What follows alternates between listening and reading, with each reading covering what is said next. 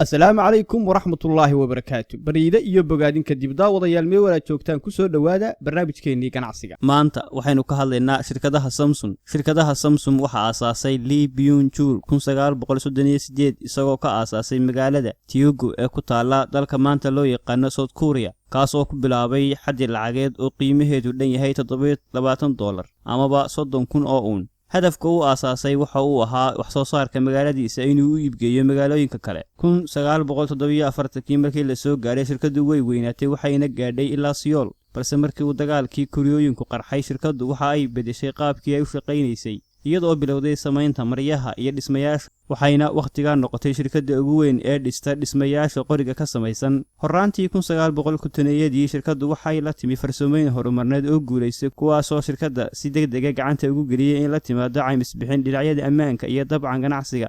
markii uu dagaalkii labada Kuuriya dhamaaday shirkadda Samsung waxa ay diiradda saartay dib u dhiska Kuuriyada Koonfureed, gaar ahaan dhinaca warshadaha.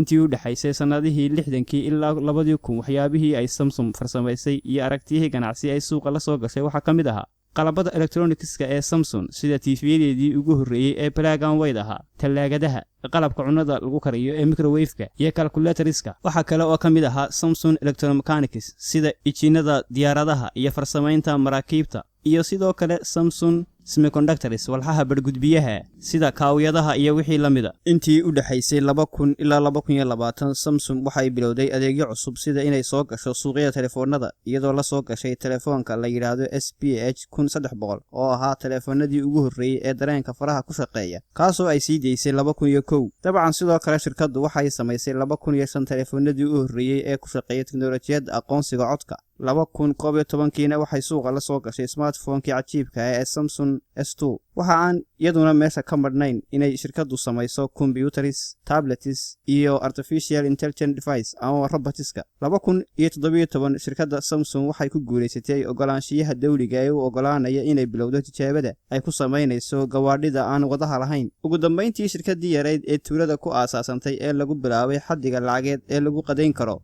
waxa uu maanta dhaqaalaheedu gaadhayaa $211.2 bilyan oo dollar, waxaana ka shaqeeya 308,745 qof ku dhawaad 80 wadan adduunka oo dhan.